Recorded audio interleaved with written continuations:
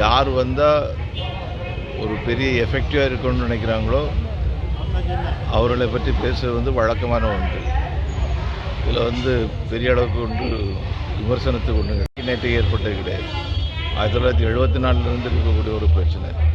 இதுக்காக வழக்கு தொடர்ந்தது பாரதிய ஜனதா கட்சி. வேறு எந்த கட்சிக்காரங்களும் பெரிய அளவில் ஆர்வம் கட்டல. அதனால் அன்னையிலிருந்தே நமக்கு முழு கவனம் கொடுத்துட்ருக்குறோம். கச்சத்தீவு மீட்டாக வேண்டும்.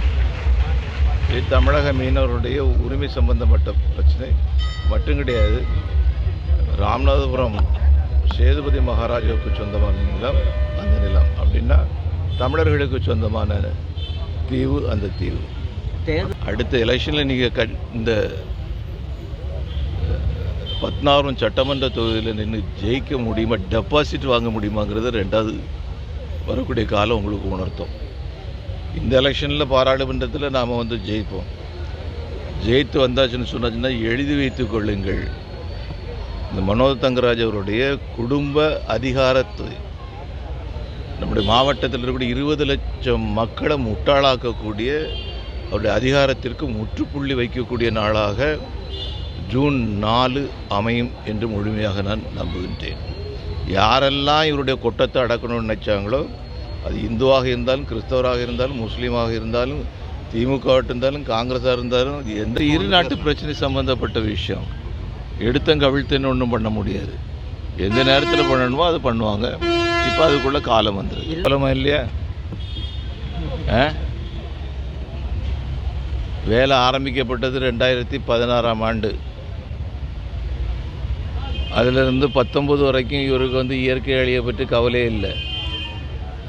19 ஏப்ரல் மாதம்தான் இவருக்கு ஞானோதயம் பிறந்திருக்குன்னு சொன்னாச்சுன்னா, இவர் அமைச்சராக இருந்த எண்ணத்துக்கு, அவர் எம்எல்ஏ இருந்த எண்ணத்துக்கு இந்த சாலை வரக்கூடாது அப்படிங்கிறது அவங்களுடைய நோக்கம்.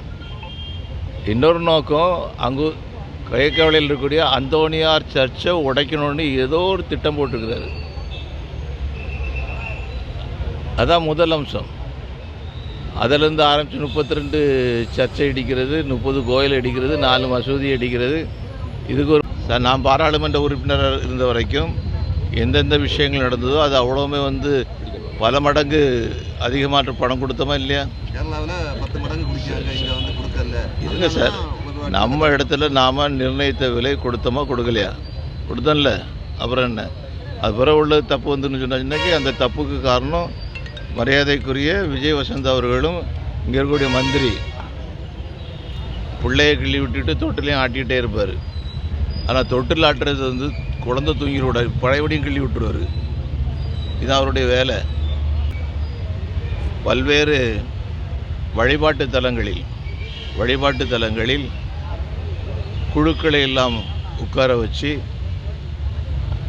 காங்கிரஸ் கட்சிக்கு ஆதரவாக பிரச்சாரம் நடத்தக்கூடிய அளவிலும் மற்றும் பல விஷயங்கள், பொருளாதார ரீதியான விஷயங்கள் எல்லாம் இன்னையிலிருந்து பேச போகிறதாட்டெல்லாம் தகவல் இருந்தது. தேர்தல் ஆணையம் உயிரோடு இருக்குதுன்னு சொன்னால் இதெல்லாம் தடுக்க பார்க்கணும். இன்னொரு வழிபாட்டு தலம், அந்த வழிபாட்டு தலத்தை ஏறக்குறைய காங்கிரஸ் கட்சியினுடைய தேர்தல் அலுவலகமாக மாற்றக்கூடிய அளவில் அங்கே ஒரு மதகுரு அவர் செயல்பட்டு இருக்கிறாரு. இதையும் தேர்தல் ஆணையம் கவனிக்க வேண்டும்.